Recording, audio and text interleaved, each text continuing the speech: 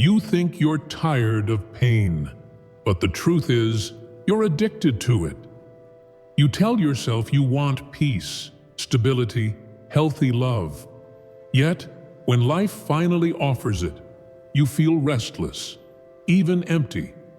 You start craving the very chaos you swore you'd escaped. That's not weakness. That's conditioning. Carl Jung once wrote, "There is no coming to consciousness without pain." People will do anything, no matter how absurd, to avoid facing their own soul. And that's exactly what you do. You replay the same heartbreaks, repeat the same arguments, and chase the same unavailable people. Not because you enjoy suffering, but because suffering distracts you from yourself. This is the paradox. You seek healing, yet you keep reopening the wound. You crave love, yet you chase rejection.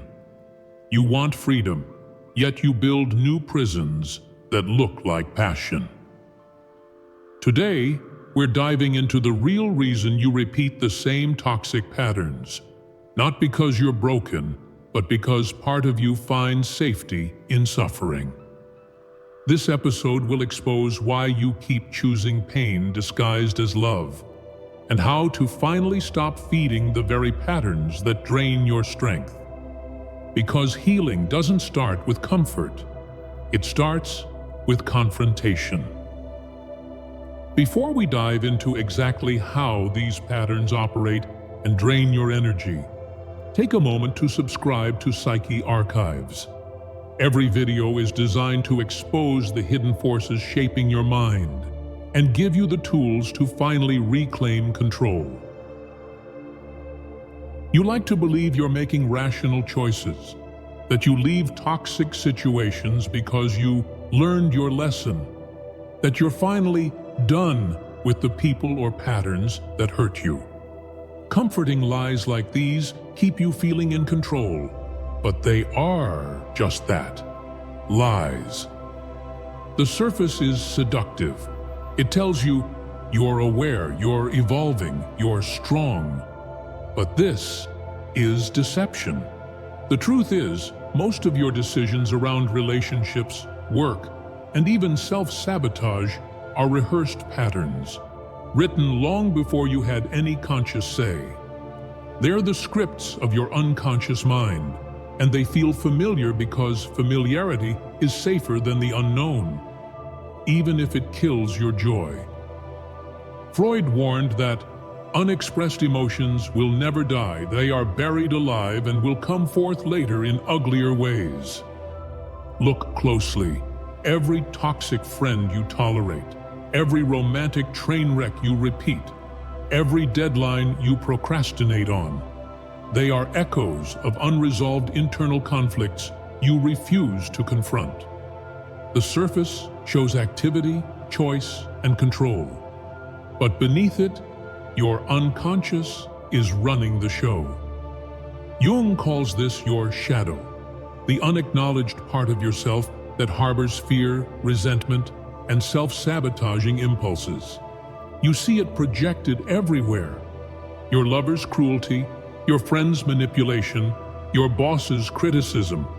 But you rarely recognize that the same shadow drives your repeated choices. Consider the patterns.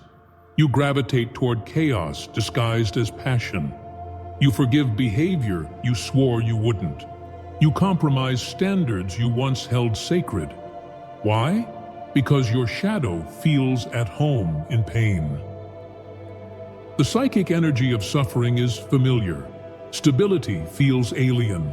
Deep down, you crave the narrative you know: conflict, betrayal, disappointment. It's safer than facing the emptiness inside that you've long avoided. And here's the uncomfortable truth. Manipulation isn't just external. People exploit your patterns precisely because they exist. Emotional vampires, passive-aggressive partners, toxic colleagues, they can sense your shadow from a mile away. They mirror it, tease it, provoke it. They don't need to fight you. They need only reflect the unconscious behaviors you're already enacting. You participate willingly. You set the stage. This is not guilt-tripping. It's awareness. Once you see the truth, you cannot unsee it. You begin to recognize the addictive loop. The more you chase drama, the more familiar the pain becomes. The more familiar the pain, the more your choices are guided by unconscious comfort rather than conscious desire. Another disturbing realization: surface-level thinking encourages denial. You believe this time it'll be different, without changing the mechanism driving repetition. You tell yourself you're seeking growth while secretly seeking punishment. You justify the same mistakes with new stories, new faces, and new contexts. But the outcome is always the same. Your narrative changes, but your shadow remains. Even advice that seems practical, like set boundaries or trust your instincts, fails if you don't first recognize your internal programming. Boundaries aren't about saying no to others, they're about saying yes to yourself. And if your shadow craves familiar pain, boundaries will be sabotaged from within. But this is just the surface. The real truth about why this happens is darker than you think. Beneath the surface lies a psychological mechanism so powerful that it can run your relationships, decisions, and even your sense of self without your conscious consent. Understanding it is the only way to break free from the cycle. And it begins with facing the shadows you've spent a lifetime hiding from. Those impulses, fears, and desires that masquerade as habit, personality, or fate. The truth most people never see is this: the most dangerous enemy in your life isn't the people who hurt you. It's the part of you that keeps letting it happen. You're not merely repeating patterns because of bad luck or toxic people. You're repeating them because your unconscious mind has a design for it, and it's feeding off the very energy you think is yours. Jung wrote, "Energy flows where attention goes." Think about that. Every moment you dwell on betrayal, replay arguments in your head, or obsess over someone who treats you poorly, you are literally directing psychic energy into the patterns that control you. That energy fuels the compulsion to return to the familiar wound, and the more you feed it, the stronger it grows. Here's the first mechanism: projection. Your unconscious projects your shadow onto others, and then you react as if their behavior is the problem. Someone criticizes you, betrays you, or disappoints you, and you feel justified in your pain. But often, it's a mirror of what you refuse to face inside yourself. Every emotional spike, every gut reaction, is your shadow begging for recognition. The chaos you chase externally is the chaos you carry internally. The second mechanism: psychic feeding loops. Toxic partners, manipulative friends, and draining colleagues instinctively recognize where your energy leaks. They do not need to attack you consciously. By triggering your reactive patterns, your people-pleasing, fear of abandonment, need for approval, they harvest your energy, leaving you depleted while maintaining the illusion of choice. Science confirms this. Neuroscience shows that repeated exposure to stress and relational conflict triggers dopamine and cortisol cycles that make the pain feel rewarding, even addictive. Your brain literally rewires itself to expect emotional turbulence, reinforcing the loop. It's not just metaphorical, it is biochemical. You are being trained by your own nervous system to chase suffering. Now let's address your complicity. You might think, I'm careful, I try to avoid the same mistakes. But avoidance is not awareness. When you fail to confront the unconscious patterns guiding your attraction, your attention, and your emotional reactivity, you are handing over control. You set the conditions for your own suffering. Here's an example. You meet someone who triggers old abandonment fears. Your mind races with attachment anxieties. You overextend yourself to fix the relationship. On the surface, it looks like care. In reality, it's a subconscious ritual, a reenactment of the trauma your shadow knows, a way to feel familiar tension instead of unknown calm. You are participating in your own imprisonment. Freud described this as the repetition compulsion. The compulsion to repeat is the return of the repressed. You are acting out unresolved pain under the guise of choice, freedom, or love. The very behaviors you think are mistakes are often the only way your unconscious knows to express itself safely. And it's expensive. Every ounce of psychic energy you pour into familiar suffering is energy stolen from creation, growth, and authentic connection.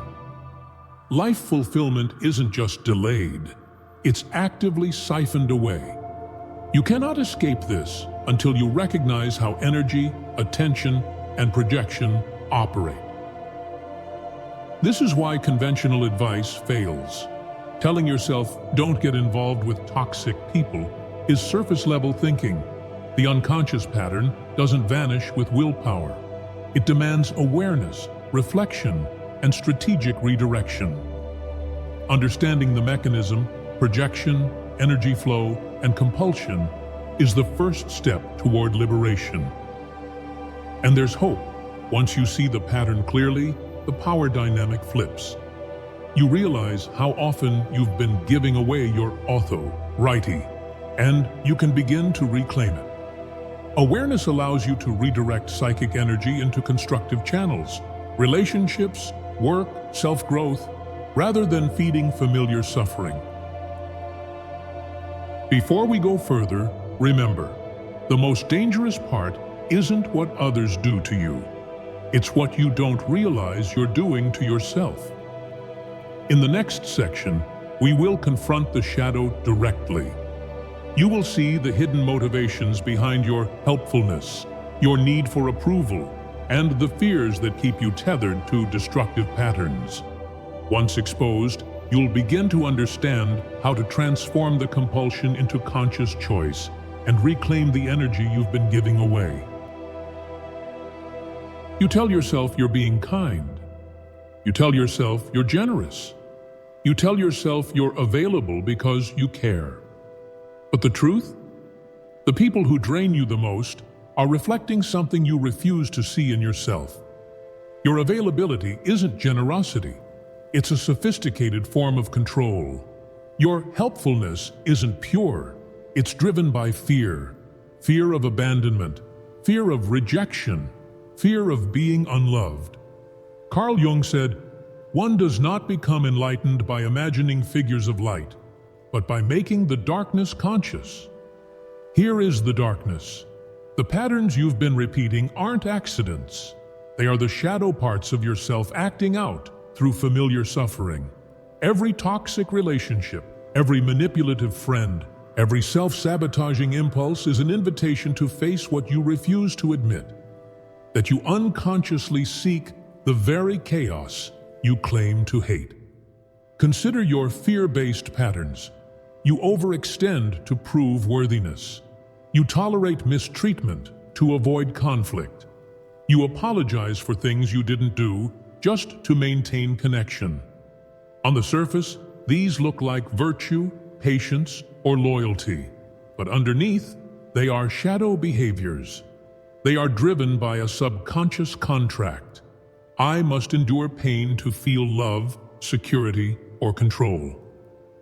Shadow work is brutally honest.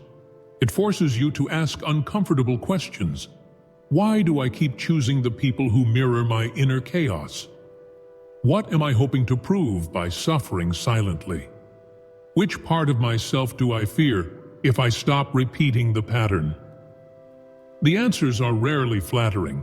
Your shadow is messy, manipulative, and self-serving.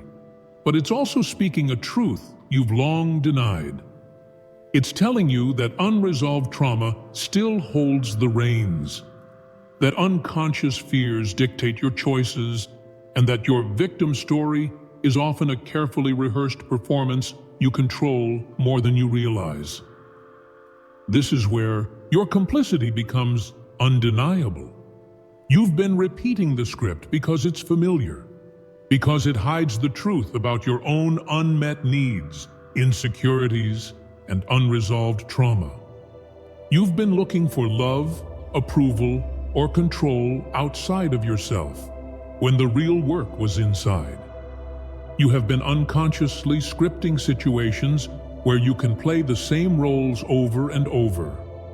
The martyr, the fixer, the abandoned. The psychological pressure here is intense. Most people cannot face their shadow because it feels shameful, frightening, or impossible to change. But avoidance only strengthens the compulsion. Every time you ignore the patterns, every time you rationalize destructive choices, the shadow grows bolder, louder, and more demanding. The people who drain you, partners, friends, co-workers, aren't villains in the traditional sense. They are mirrors. They reflect the parts of yourself you refuse to see, your anger, your fear, your self-sabotage. They are encoded in the very dynamics you're struggling to escape. This is why conventional self-help advice fails. It addresses behavior, but ignores the source. Until you confront the unconscious motivations, you remain trapped. Here's a hard truth. Victimhood is seductive. It feels righteous. It protects your ego. But it is also a trap. You cannot heal or grow while blaming others entirely for your suffering. The shadow reveals the paradox. The very thing you think is outside, chaos, pain, toxicity, is actually inside, influencing every choice you make. Your unconscious seeks repetition because repetition is predictable. Predictability feels safe.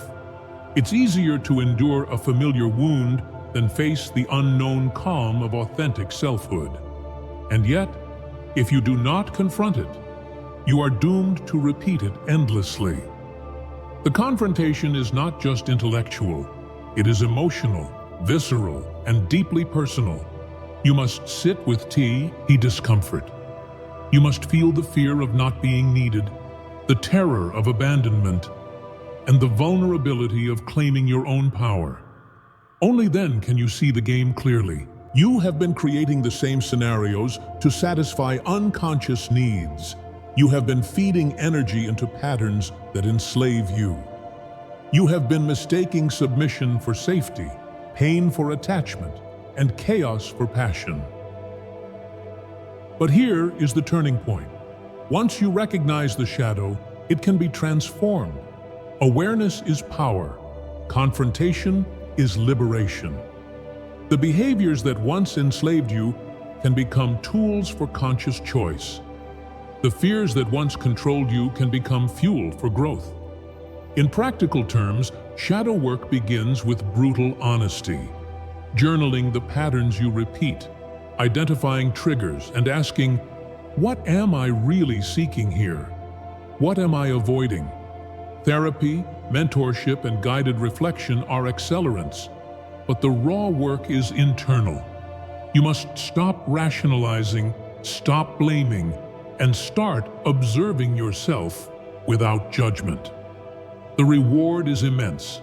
Once you integrate the shadow, you reclaim psychic energy. You stop feeding toxic dynamics. You make choices from awareness, not compulsion. And paradoxically, the more you confront the darkness inside, the less fear it holds over you, and the freer your relationships, work, and life become. Now that you can see the game clearly, here's how everything changes. The patterns that once imprisoned you can now be used as instruments of conscious power. The next section will show how to take the paradox of your addiction to pain and turn it into unshakable authority, resilience, and choice. Before we move on, if you haven't already, take a moment to subscribe to Psyche Archives. Each video guides you through the shadows, giving you the tools to reclaim energy, awareness, and control over your own life. Here's the paradox you've been avoiding.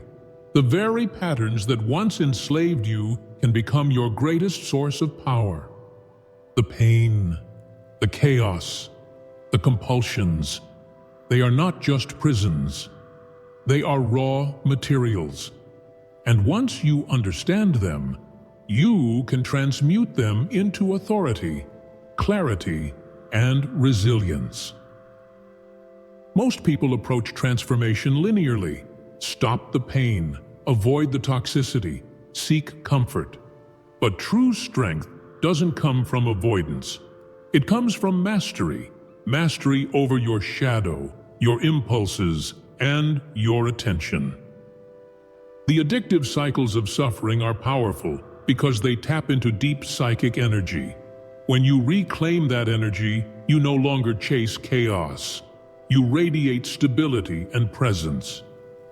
Viktor Frankl reminds us, when we are no longer able to change a situation, we are challenged to change ourselves.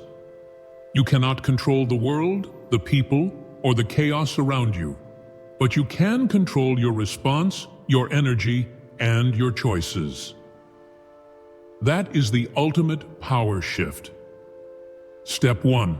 Redirect psychic energy. Every moment spent replaying past hurts, obsessing over toxic partners, or fearing abandonment is energy lost. Instead, consciously invest that energy into creation, growth, and deliberate relationships. Observe your triggers, feel the impulses, and decide before reacting. Energy previously fueling repetition now fuels freedom. Step 2. Leverage awareness as authority. When you recognize your shadow and patterns, you no longer act out compulsively. You operate from observation, not reaction. Others feel this presence. You are no longer the person constantly giving away energy. You are the one setting the tone, choosing engagements, and defining boundaries. Strength disguised as weakness becomes visible to all around you. Step 3. Transform fear into strategy. What you once called vulnerability or weakness is actually a roadmap to self-mastery. Your fear of rejection, abandonment, or failure can become data, signals for conscious action. Each discomfort is now a guidepost, showing where energy is being wasted and where it can be reclaimed. Step 4. Implement controlled exposure. Facing your shadow doesn't mean eliminating it. It means engaging it deliberately. Place yourself in situations that used to trigger the compulsions, but this time with conscious observation. You'll notice the old feelings arise, but instead of reacting unconsciously, you respond with awareness. Over time, the addictive loop loses its pull. Consider transformation stories. The person who once tolerated emotional abuse now recognizes patterns immediately. They set boundaries calmly, without guilt or overcompensation. The one who chased chaotic passion now attracts stable, high-value connections, not by force, but by presence. The compulsive overgiver now channels generosity into meaningful actions without depletion. The paradox is clear. Mastery comes not from denying the shadow, but from integrating and directing it. Resistance will arise. Old habits are seductive. You may fear appearing cold, detached, or too rational. That is exactly the illusion the shadow uses to maintain control. Real power is not about detachment from life. It is engagement from conscious choice. You can feel deeply, care authentically, and remain unenslaved. Practical tools to maintain the power shift. Daily reflection. Journal triggers, impulses, and reactions. Awareness is the muscle that strengthens your autonomy. Boundary enforcement. Consistently practice saying no to energy drains while saying yes to constructive engagement. Energy audits. Track where your attention goes: relationships, work, media. Reallocate consciously. Shadow dialogue. Name your fears, desires, and impulses. Treat them as allies, not enemies. Conscious risk. Take measured steps into situations that challenge old patterns to reinforce control and confidence. The counterintuitive truth is this: what you once thought was weakness, addiction to pain, tolerance for toxicity, emotional compulsions, becomes your teacher. What you mistook for fate or bad luck becomes your blueprint for empowerment. The shadow is no longer an enemy. It is your tool for mastery. When implemented consistently, this power shift transforms life. Relationships improve, energy stabilizes, focus sharpens, and respect emerges naturally.